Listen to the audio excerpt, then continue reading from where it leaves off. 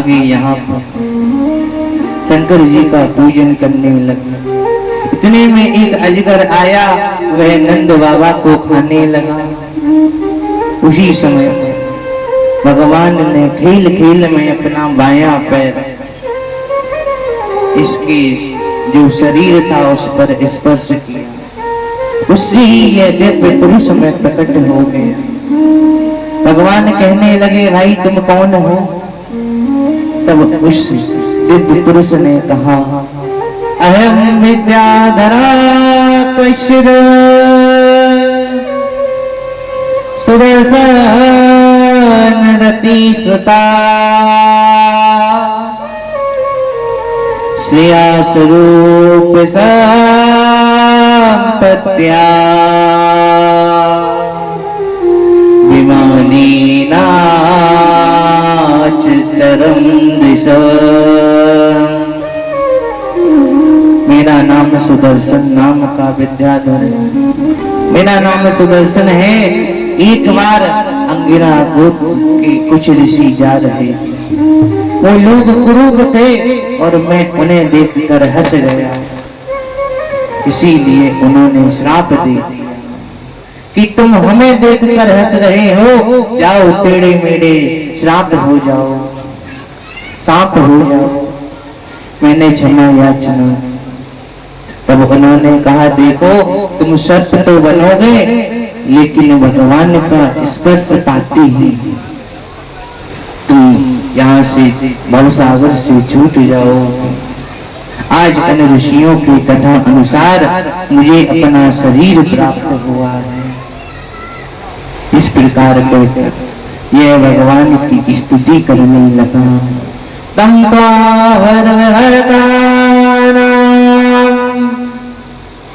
प्रपन्नानां च वयापया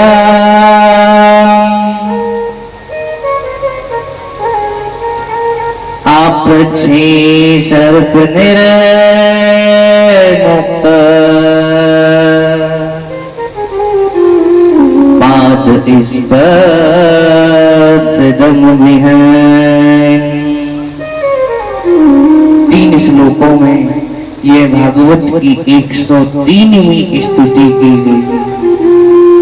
प्रातः काल होने पर सभी लोग वृंदावन आए। एक बार रात्रि के समय श्री कृष्ण और बलराम अपनी गोपियों के साथ रास करने लगे। उसी समय पर शंखचूड़ नाम का यक्ष वहां आया। वह एक एक करके गोपियों को उठाने लगा। और जैसे ही भगवान ने देखा गोपियां कम हो रही हैं, शंखचूड़ को मारने के लिए दौड़े। बलराम जी पीछे रह गए, भगवान आगे चले गए। अब शंखचूड़ को भगवान ने मारा। उससे मणि जो मिली वो गोपियों के सामने भगवान ने बलराम जी को दे दी। बलराम जी विचार करने लगे, कन्हैया का भाव कितना सुंदर है। उसकी प्रिय गोपियां भी थी लेकिन मुझको भी उसने मणि दी। इस प्रकार दोनों लीलाएं करने लगे। आगे युगल गीत का वर्णन किया गया। जब भगवान गाय चराने जाते थे उस समय पर सभी गोपियां सम्मिलित होती थी और बंसी की महिमा का गायन किया करती थी। कहती थी, हरी सखी जब ये बंसी बजती है ना, जब तीनों लोक में ऐसा लगता है मानो कोई नहीं है, केवल हमारे भगवान। इस बंसी की भी बड़ी महिमा है।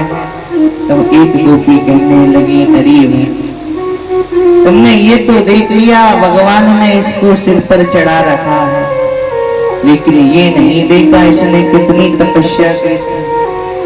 पहले एक पैर पर खड़ी रही, कई वर्षों तक जब एक पैर पर खड़ी रही, जब लकड़ी काटने वालों ने इसको काटा, फिर इसमें छेद किए गए,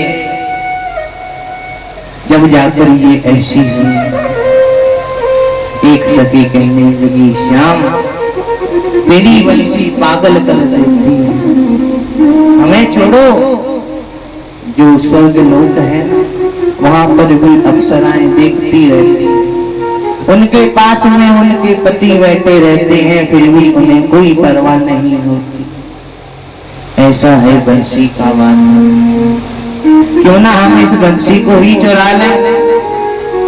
इधर बधू मंगल बैठा बैठा सब कुछ देख रहा, कहने लगा अच्छा तो बंसी चुराई जाएगी, चलो हम भी देखते हैं कैसे चुराती हैं इस बंसी को। अब मधुमंगल भगवान के पास आया, कहने लगा कन्हैया तुम्हें पता नहीं है तुम्हारे पीछे से षड्यंत्र रचा जा रहा है तुम्हारी बंसी को चुराने के लिए। भगवान बोले मधुमंगल हम क्या करें बताओ। अब मधुमंगल कहने लगा तू उस बंसी को मुझे दे दे। भगवान बोले तुझसे तो ऐसा है लगता है कि लेके नहीं जाएंगे। बोले मुझसे नहीं ले जा सकती, तुम सब में मैं ही तो सबसे बड़ा ज्ञानी हूँ। अब भगवान ने उस बंसी को दे दी, कहने लगे देख ये बंसी मुझे हृदय से भी प्यारी है। गोपियां तो कुछ नहीं, मैं इस बंसी को एक क्षण भी दूर नहीं देख सकता। अगर तू जिम्मेदारी ले रहा है तो निभाना, ऐसा नहीं कि बंसी उनको ही दे देगा। मधुमंगल बोला चिंता क्यों करते हो, मैं हूं, बंसी को छूने भी नहीं दूंगा। और तू ये बंसी को ले गए, पेड़ पर जाकर बैठे। गोपियां आई, कहने लगी अरे मधुमंगल आज तो बड़ी सेवा पानी चल रही है भाई। मधुमंगल बोला अभी तुम सब जाओ, मुझे अभी भजन करना है, डिस्टर्ब मत करो। गोपियां बोली ठीक है हम तो आए थे तुम्हारे लिए 56 भोग बनाकर, अब तुम्हें खाने ही नहीं है तो हम चले जाते हैं। कोई बात नहीं हम ही खा लेंगे। मधुमंगल सोचने लगा बंसी को तो बाद में भी बचा लूंगा, पहले 56 भोग पाए जाए। नीचे आया, खाने में व्यस्त रहा, इतने में बंसी चुर गई। इधर भगवान आए, कहने लगे मधुमंगल ला मेरा मन हो रहा है बंसी दे। मधुमंगल बोला भैया कन्हैया एक बहुत बड़ी गलती हो गई, तेरी बंसी तो चली गई। इतने में भगवान ने बोले तूने मेरी बंसी भेज दी। बोले भैया मैं खाने के चक्कर में फंस गया, ये खाना भी बड़ी बड़ी चीज है, खाने के चक्कर में अच्छा फंस जाता। भगवान फिर मनिहारी का वेश बनाकर और बंसी को चुराने वाली माता के पास राधा रानी के पास गए और चूड़ी की बेचने का बहाना करके गए। कहने लगे कोई चूड़ी ले लो, कोई चूड़ी ले लो। इतने में राधा रानी ने सुनी, ललता से कही। ललता कहने लगी बहन इन पर विश्वास मत करो, किसी भी रूप में आ सकते हैं। अरे बोली मुझे तो चूड़ी ही चाहिए।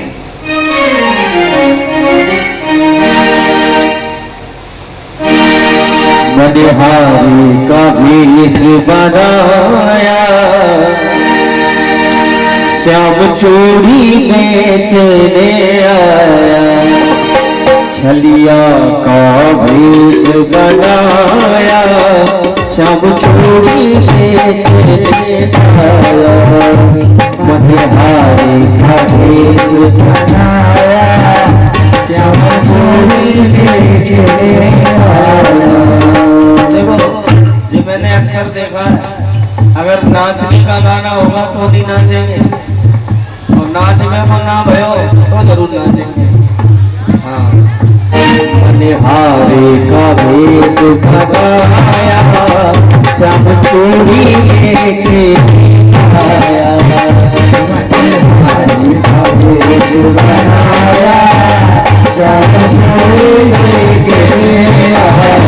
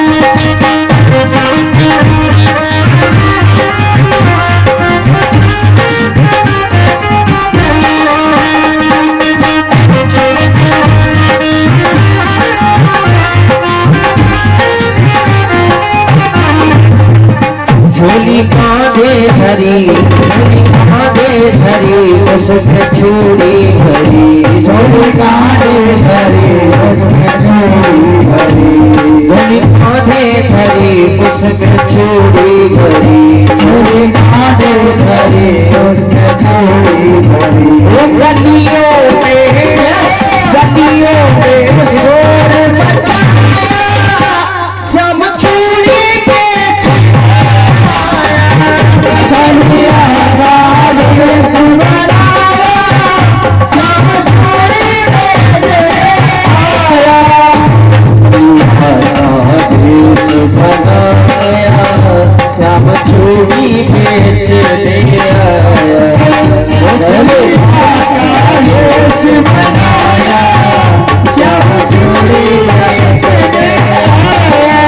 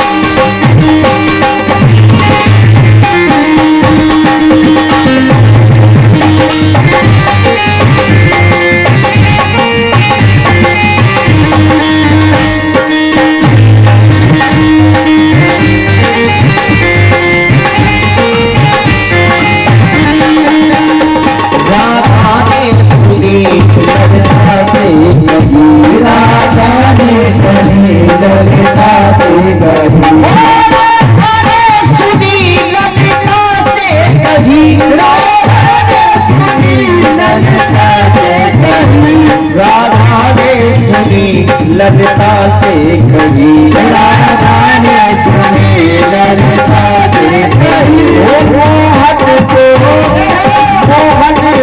पुरत बुलाया, सब चूड़ी बेच आया, राजेश बनाया, सब चूड़ी बेच आया।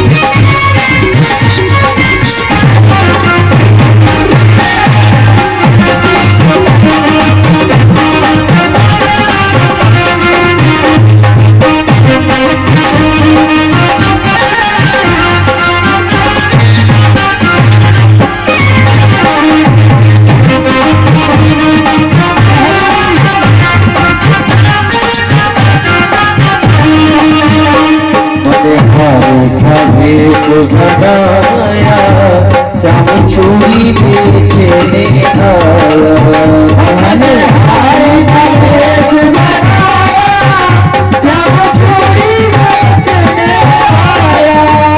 चूड़ी लाल नहीं पहनो, चूड़ी हरी नहीं पहनो, चूड़ी लाल नहीं पहनो, चूड़ी हरी नहीं पहनो, चूड़ी लाल नहीं पहनो, चूड़ी हरी नहीं पहनो, चूड़ी लाल नहीं पहनो, चूड़ी हरी नहीं पहनो। मुझे श्याम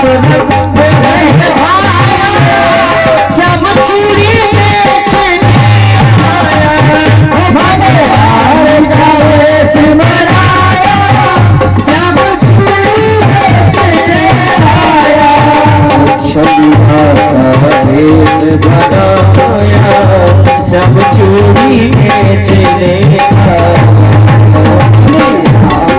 भेष बनाया, श्याम चूड़ी बेचने आया।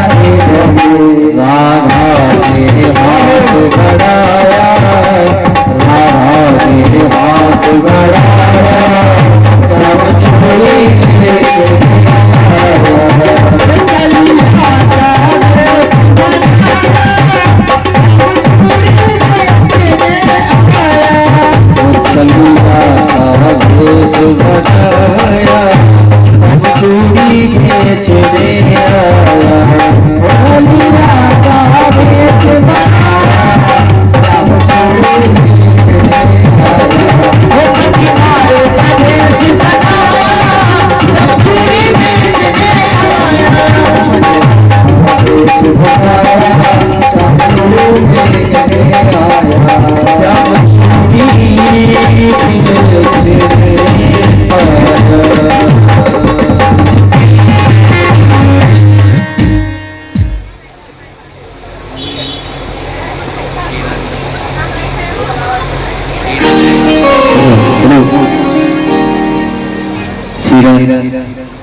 राधा श्री राधा बोलिए श्री राधे कृष्ण लाल की जय हो। इस प्रकार गोपियों ने बंसी की महिमा गाई और यह 24 श्लोकों में यह भागवत का चौथा गीत है। एक बार भगवान इस ब्रज में प्रवेश कर रहे थे, उसी समय पर अरिष्टासुर नाम का दैत्य आया। वह ब्रजवासियों को परेशान करने लगा। उसी समय पर भगवान ने इसके सींग पकड़कर इसके गर्दन पर वार किया तो इसके प्राण पखेरु उड़ गए। उसी समय नारद जी कंस के पास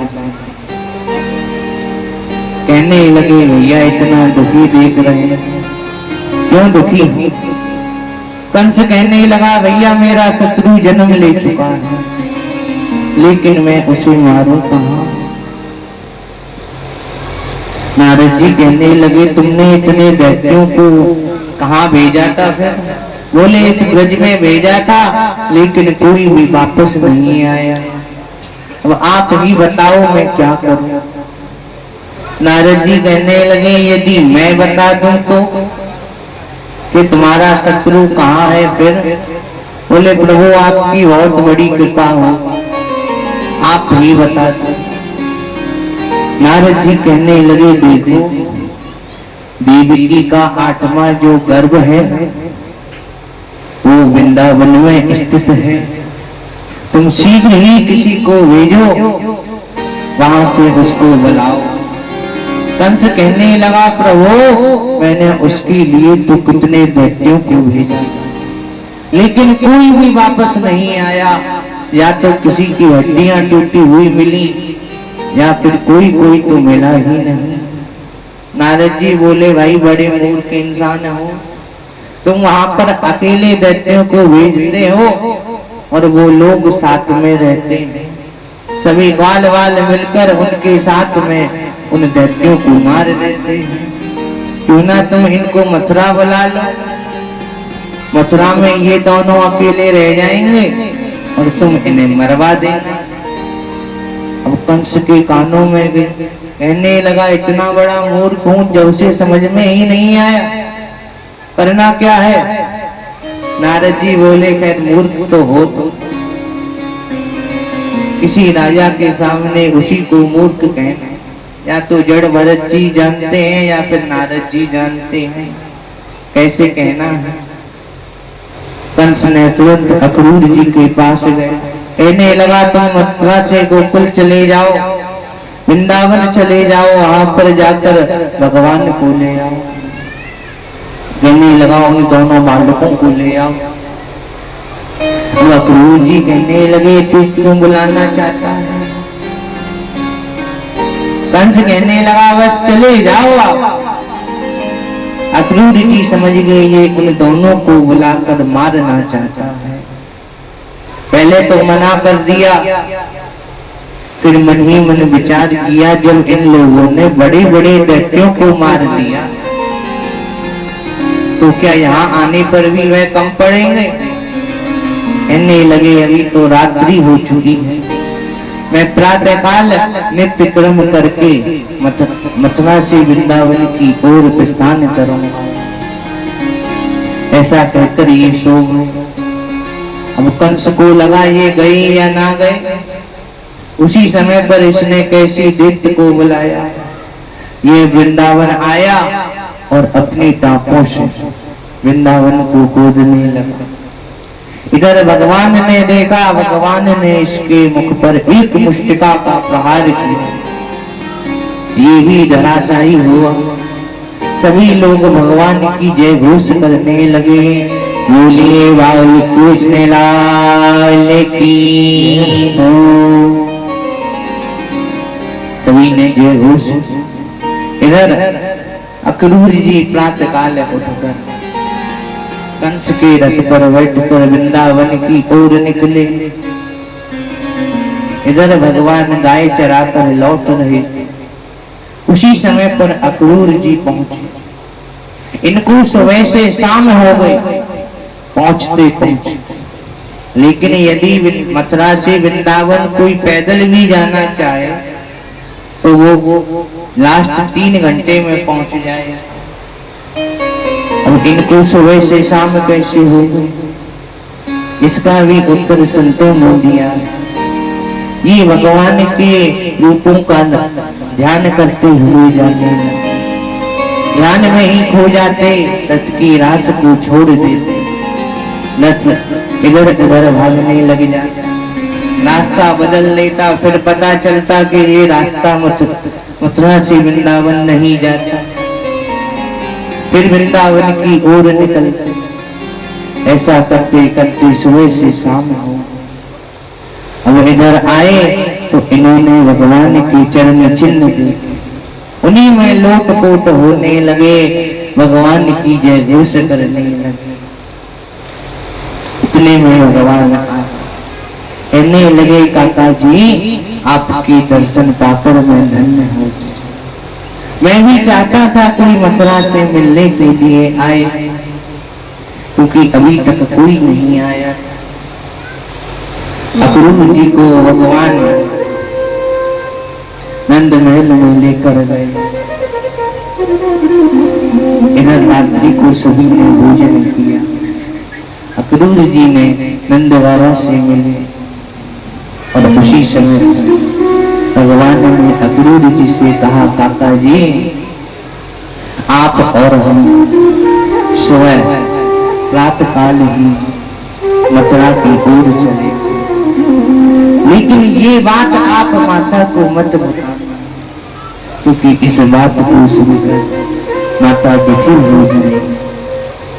इतने में नंद बाबा आए, कहने लगे कन्हैया तू चिंता मत कर, तू अकेला नहीं जाएगा, तेरे साथ में मैं भी थी। वहां पर मैं यज्ञ करवा रहा हूं, उस यज्ञ में हम लोग भी सम्मिलित हों। इस प्रकार बातें करते करते रात बीत गई। रात काल हुआ, संध्या के समय मथुरा की तैयारी करने। यशोदा जी को ज्ञात हुआ, वो दरवाजे के पीछे बैठ कर रोने कहने लगी कन्हैया आज है कल चला जाए, पता नहीं अब कैसे हो। भगवान कहने लगे अरे मैया तो उदास क्यों होती है, मैं कोई हमेशा के लिए थोड़ी जा रहा हूं, आज जाऊंगा कल रुकूंगा परसों वापस आ जाऊंगा। देख मैया जब से मेरा जन्म हुआ है तब से तूने मुझे कहीं जाने नहीं दी, आज पहली बार मैं जिद कर रहा हूं, आज मुझे जाने दी। मैया कुछ कहती, इतने में गोपियों को ज्ञात हुआ और वो नंद महल में आ गए। विधाता को दोष देने लगी, अरे विधाता तेरे मन में जरा सी भी दया नहीं है, पहले प्राणियों का मिलन कराता है और अभी तो मिलन भी ढंग से नहीं हुआ, अभी विच्छेद करा रहा है। और इस अक्रूर का नाम अक्रूर किसने रख दिया?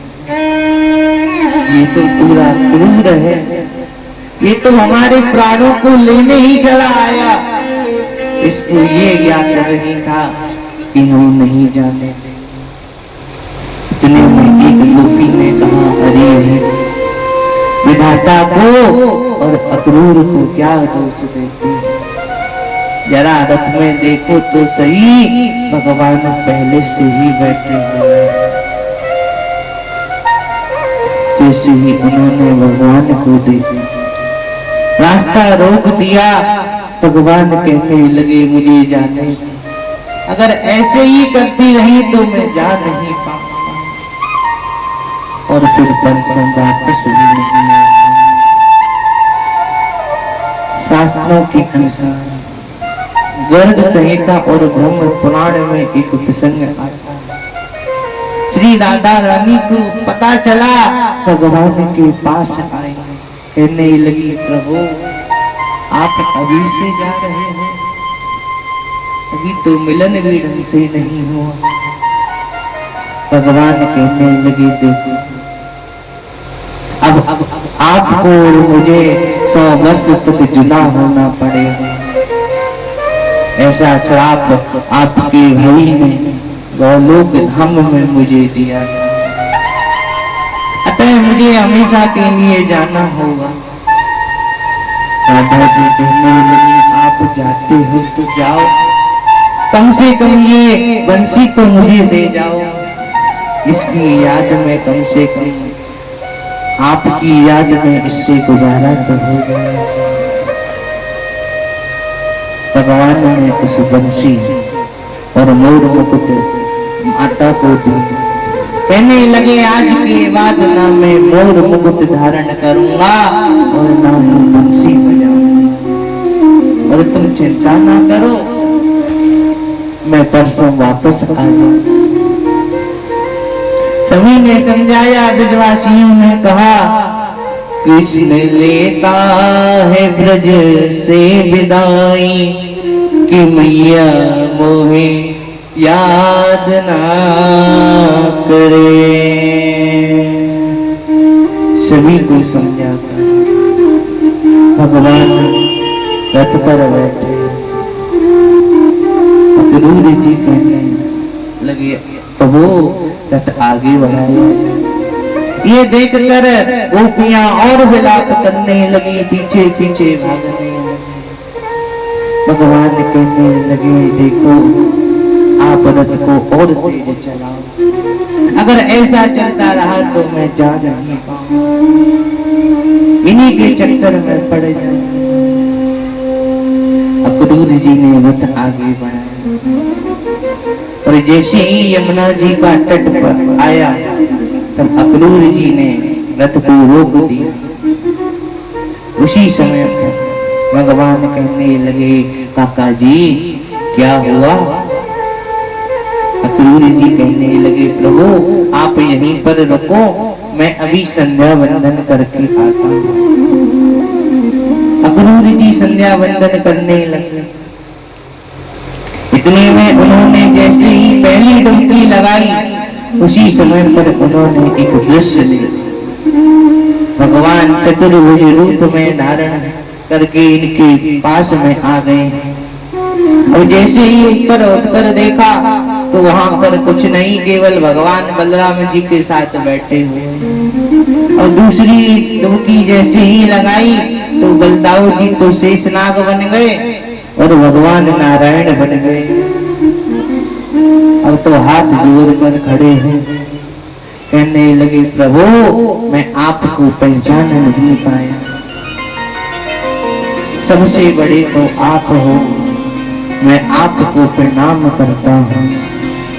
आप ही वसुदेव हो, आप ही संकर्षण हो, और आप ही पद्म हो, आप ही अनिरुद्ध हो। इस प्रकार 30 श्लोकों में इन्होंने भगवान की स्तुति की। यह भागवत की 105वीं स्तुति है। नमस्ते वासुदेवाय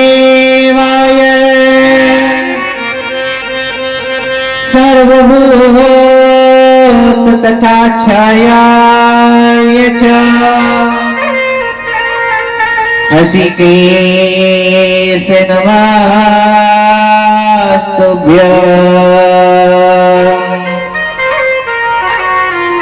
प्रपन्नं पाहि मां प्रभो।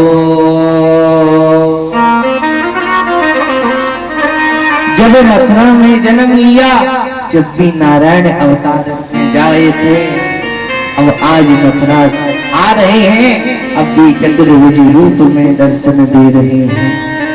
प्रभु आपकी लीला को कोई नहीं जान सकता। संत जन कहते हैं वसुदेव नंदन और नंद नंदन में दोनों में फर्क, दोनों अलग अलग हैं। आज से नंद नंदन वृंदावन में रहेंगे और वसुदेव नंदन मथुरा जा रहे हैं। स्तुति करके अक्रूर जी बाहर आए। भगवान ने पूछा, काका जी जल के भीतर क्या देखा?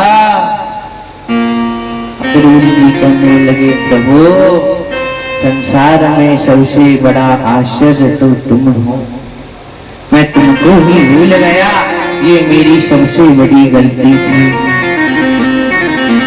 अच्छा, भगवान कहने लगे, चलो कोई बात नहीं, आप जल्दी से रथ को आगे बढ़ाओ, क्योंकि आज से तीसरे दिन मुझे कंस को मारना है। अक्रूर जी ने रथ आगे बढ़ाया। इधर ब्रजवासियों की विलाप को देखकर नंद बाबा से नहीं रहा गया। कुछ ग्वाल वालों को साथ लिया और मथुरा के निकट आए। जैसे ही अक्रूर जी का रथ मथुरा के निकट आया, उसी समय पर नंद बाबा ने इनको रोक दिया। कहने लगे, आप अब हमारे साथ चलो, यहाँ से आगे खतरा है। अक्रूर जी कहने लगे, प्रभु मैं आपको छोड़कर नहीं जाऊं, आप पहले मेरे घर पर चलो। भगवान ने कहा, ठीक है, आपके घर भी आएंगे, लेकिन अभी तो मुझे मेरी माँ को जिसने मारा था उसको मारना है, उससे प्रतिशोध लेना है, इसीलिए आप जाओ, मैं बाद में आऊंगा, लेकिन अभी नहीं। इस प्रकार कहकर भगवान नंद बाबा के यहाँ चले और नंद बाबा और ये सब सदन में ठहराए। सभी ने भोजन किया, कुछ देर विश्राम किया। अब भगवान कहने लगे, बाबा यदि आपकी आज्ञा हो तो मैं नगर भ्रमण कर आऊं। नंद बाबा बोले, तो कहीं नहीं जाएगा, चुपचाप यहीं बैठ, ये हमारा वृंदावन नहीं है, ये मथुरा है, यहाँ पर जरा सी बात पर दंड दे देते हैं। भगवान बोले, बाबा मैं कोई शैतानी कर सकता हूँ? आपको लगता है मैंने कभी शैतानी की है? बाबा बोले, लाला तू तो शैतानी ना कर, लेकिन शैतानी खुद चल के तेरे पास आ जाऊंगा, क्या मारे तू कहीं नहीं जाएगा। अब तो भगवान बलराम जी से इशारा करने लगे, कहने लगे, आपको याद है जब मैं बड़ा था आप छोटे थे, आपके नगर भ्रमण की इच्छा हुई, तब मैंने गुरु जी से कहा था, ना तेल खने पुर देखन जयही, प्रभु सको डर प्रगट न करही, जो राउर आयुष में पाऊं, नगर दिखाई तुरंत ले जाऊं। जब मैंने गुरुजी से कहा था, गुरुजी आपकी आज्ञा हो तो मैं लक्ष्मण को नगर दिखा लाऊं, उस समय गुरुजी ने आज्ञा दी थी। आज मैं छोटा हूँ, आप बड़े हो, इसीलिए आप बाबा से कहो। अब तो बलदाऊ कहने लगे, देखो बाबा मैं इसके साथ जाऊंगा तो ये मेरे साथ में शैतानी नहीं करेगा।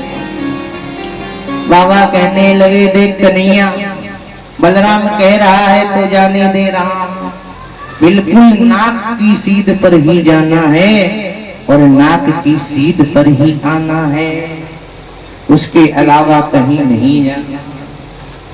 भगवान बोले बाबा चलो तुम्हारी बात मान ली, नाक की सीध पर ही जाऊंगा और नाक की सीध पर ही आऊंगा। अब नाक की सीध पे कोई दीवार आ गई तो क्या करूंगा? बाबा बोले लाला तेरे सामने तो दीवार जरूर आवे, तू एक काम कर घर में ही बैठो रहे, पर लिए तेने नगर दर्शन और मैंने कराए दिए। भगवान बोले बाबा ऐसा मत करो, मैं नगर दीवारें पार कर जाऊंगा। नंद बाबा बोले अगर कोई दीवार आ जावे ना तो पार कर सके तो करियो, ना तो माते लौट के आ जाइए, क्योंकि दीवार नहीं होगी तो पे टूटेगी हतना। अब भगवान जाने लगे, जाते जाते सभी लोग भगवान का स्वागत करने लगे। अब एक सखा ने कही लाला कन्हैया भाई यहाँ स्वागत तो बड़ी जोर को हेरो है, भैया स्वागत लाख हम पे वस्त्र ना है, याद तेरो कोई यजमान हो तो वस्त्र ही दिलवाए दे। भगवान बोले चलो आगे बढ़ते, कोई मिलेगा तो वस्त्र मांगूंगा। और कोई तो मिला नहीं। एक धोबी कंस के जो राक्षस थे उनके वस्त्रों को लेकर जा रहा था। भगवान ने बड़े प्यार से कहा मामा जी थोड़े से वस्त्र हमें दे दो। और धोबी ने पहले नहीं सुना। भगवान ने और जोर से कहा मामा जी थोड़े वस्त्र हमें दे दो, हमारा भी काम चल जाएगा। और धोबी ने फिर नहीं सुना। भगवान और तेज कहने लगे मामा जी क्या बहरे हो गए हो, आपसे वस्त्र मांगे हैं। अब उस धोबी ने सुना, कहने लगा तुम ग्वालिये लोग इन वस्त्रों को पहनना क्या जाने। भगवान कहने लगे मैं तो मामा मामा कह रहा हूँ और मामा जी तो सिर पे चढ़ रहे हैं। एक थप्पड़ लगाया, बेचारे का सर धड़ से अलग हो गया। भगवान कहने लगे जिसको जितने वस्त्र चाहिए उतने पहन लो। महाराज वो राक्षसों के वस्त्र एक एक में तीन तीन घुस जाए, फिर भी चौथे की जरूरत पड़ जाए। और एक में 4 घुस गए और ऐसे ही एक ने पजम्मा को नारो खींच दिया। अब तो उनकी सांस घुट गई, कहने लगे कन्हैया वो तो तेने खोल दियो, नहीं तो आज स्वर्गवास अलग लग जाती। भले गए मेला देख भैया तो डिब्बा में तो हमें ढंग के वस्त्र दिलवाए थे। भगवान बोले ठीक है चलो आगे बढ़ते हैं, कोई ना कोई दर्जी तो मिलेगा। आगे बढ़े तो एक दर्जी मिला। दर्जी ने इन सबके वस्त्र ठीक करे। भगवान ने उसको आशीर्वाद दिया तुम्हारा काम कभी नहीं रुकेगा, तुम्हारे घर में लक्ष्मी जी अवश्य आएंगी। तो महाराज यही कहावत है दर्जियों का काम कभी नहीं रुकता, क्योंकि अगर आप आज वस्त्र देने जा रहे हो तो दर्जी कहेगा 4 दिन बाद ले जाना, यानी उसके पास 4 दिन तक का कार्य है। ये भगवान का आशीर्वाद है। आगे सुदामा माली ने सभी को मालाएं पहनाई तो भगवान ने इनको अचल लक्ष्मी का वरदान दिया। इनके यहाँ पर कभी भी धन की कमी नहीं होती। उसी समय पर भगवान ने देखा एक 3 जगह से टेढ़ी एक स्त्री जा रही। अब उसको रोका, कहने लगी अरे सुंदरी आप कहाँ जा रही हो। अब उसने सुना, कहने लगी किसने मुझे सुंदर कहा, किसने। भगवान बोले मैंने आप जैसी सुंदर स्त्री नहीं देखी।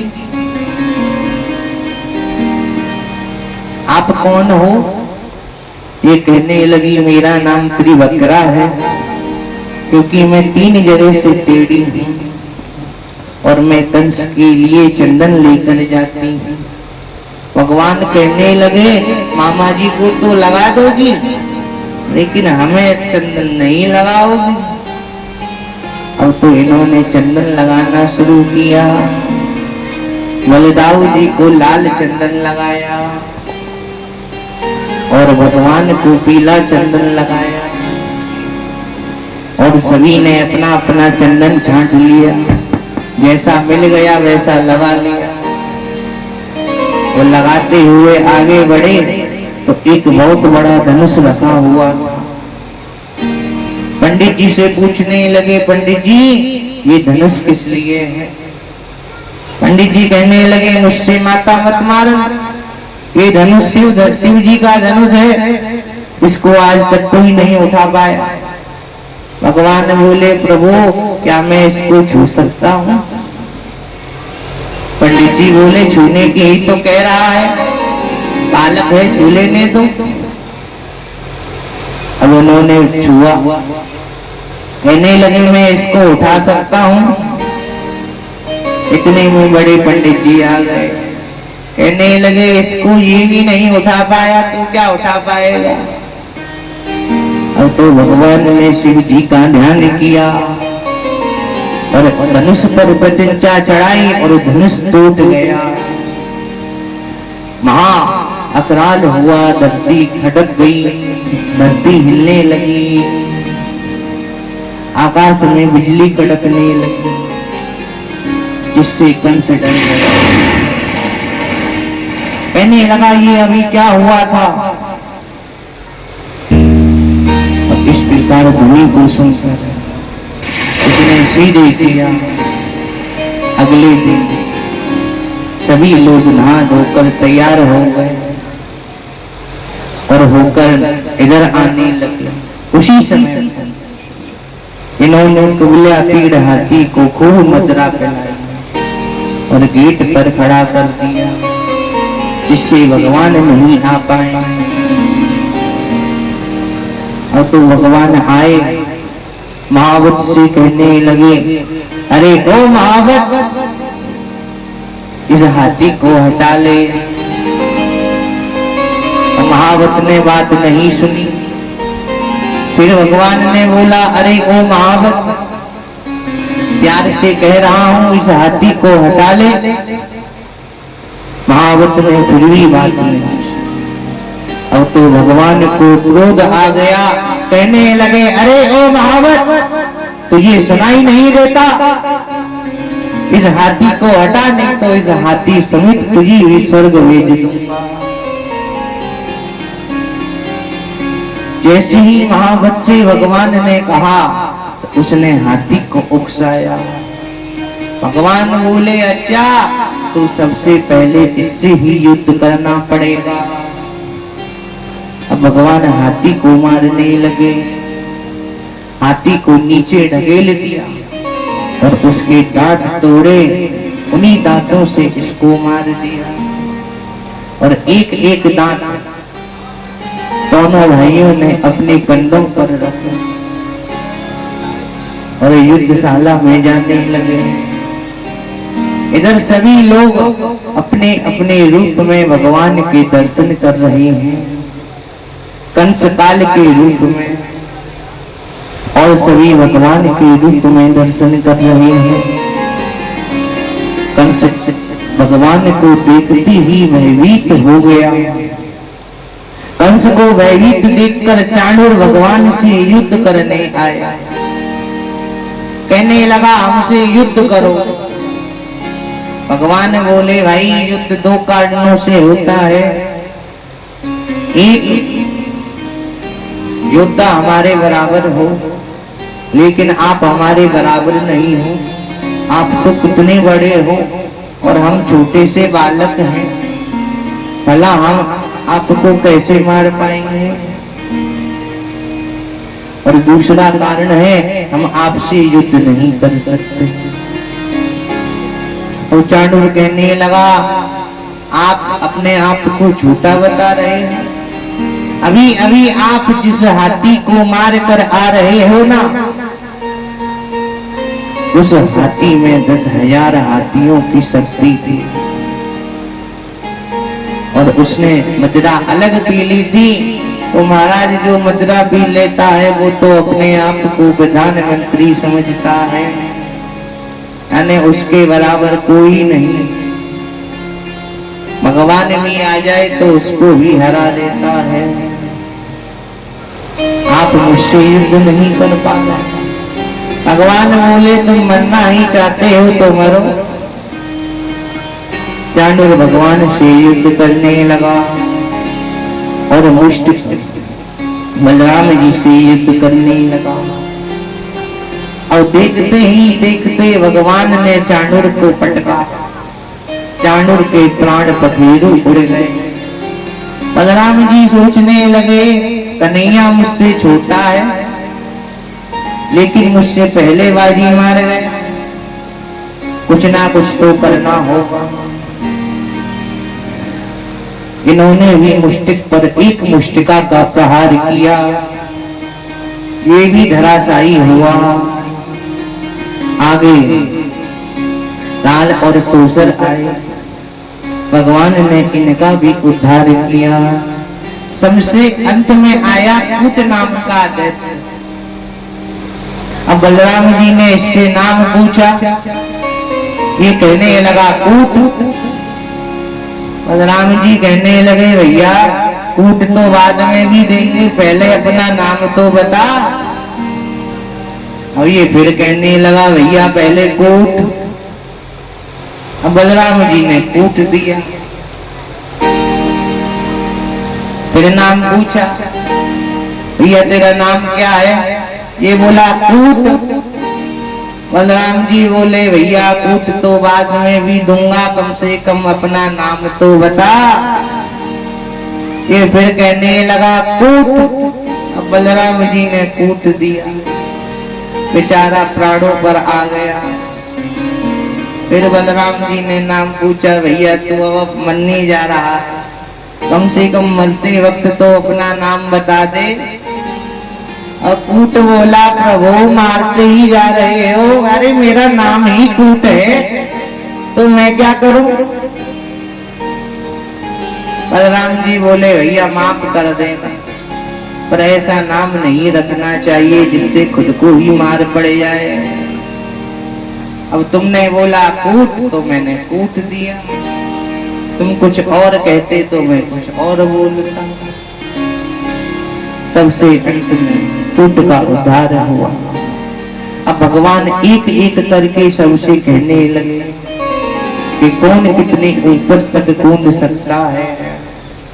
भगवान के सखाओं ने कहा भैया 1 फुट, किसी ने कहा 7 फुट, किसी ने कहा 8 फुट। भगवान बोले भैया इतने से काम नहीं चलेगा, थोड़ा और बढ़ाओ।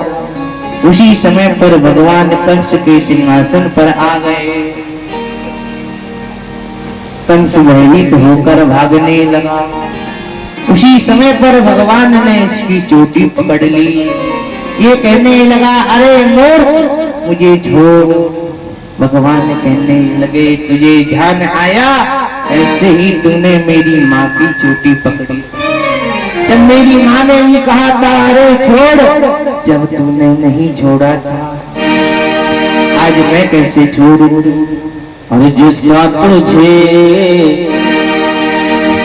था इंतजार, जिसके लिए तू था बेकरार, वो घड़ी आ गई पृथ्वी का भार उतर जाएगा, बाबा कंस तू बन जाएगा,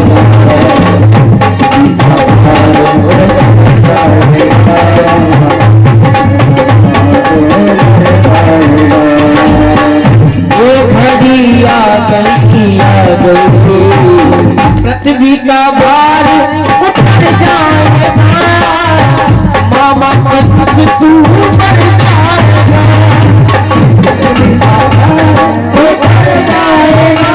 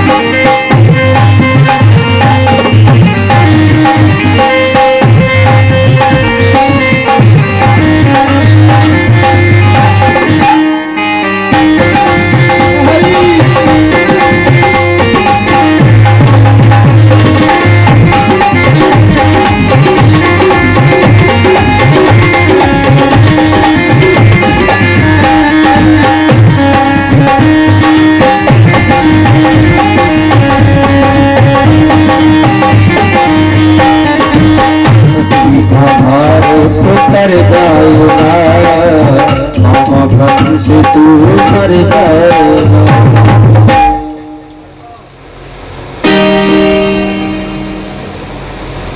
कंस कहने लगा तुम कौन हो?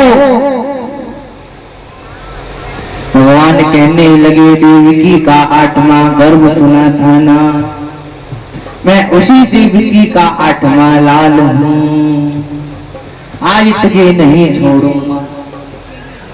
इस प्रकार सिंहासन से नीचे पटका और आप लोगों ने कंस किला तो देखा ही होगा, वह कितना ऊंचा है।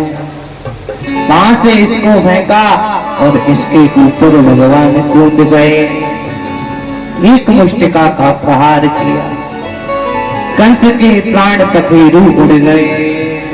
बोलिए कंस मर्दन भगवान की। अच्छा ये बताओ, कंस मर गया, कितने लोगों को खुशी है? अच्छा आप वो हाथ उठाए जिनको दुख है। एक बार कह दो बाकी बिहारी लाल की जय। अरे जय बोलो, जय बोलो, जय बोलो, जय बोलो, जय बोलो कंस मैया की जय बोलो, जय बोलो कंस मैया की जय बोलो,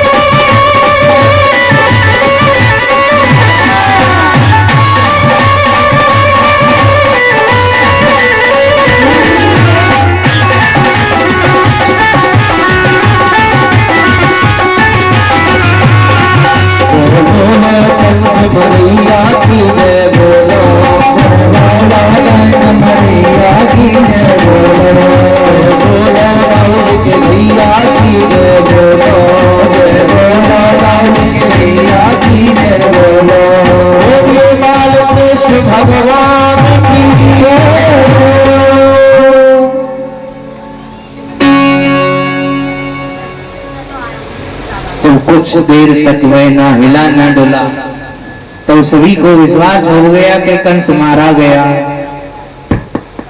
अतः सभी लोग भगवान की जय घोष करने लगे। कंस की पत्नियां रोती हुई आई, उन्हें देखकर भगवान भी रोने लगे। वे कहने लगी तुम क्यों रो रहे हो, तुमने ही तो मारा है। भगवान बोले मामी जी मैंने नहीं मारा, वो तो मैं उनके पास गया था तो उनका पैर फिसल गया तो वो नीचे गिर गया, उनके साथ में मैं भी नीचे गिरा था, लेकिन मुझे क्या पता था भगवान के प्यारे हो जाएंगे मामा जी, मैं उनके ऊपर गिर गया। अगर मैं नीचे गिरता तो आपको मेरे लिए भी रोना पड़ता, अब जब मेरे लिए भी रोना पड़ता तो आपके आंसू ज्यादा बह जाते, इसलिए मैंने सोचा मामा जी को ही मरने दो। इन दोनों को समझाया, अंगसेन जी को कारागार से बुलवाया, अपने माता पिता को छुड़वाया, कंस का अंतिम संस्कार किया।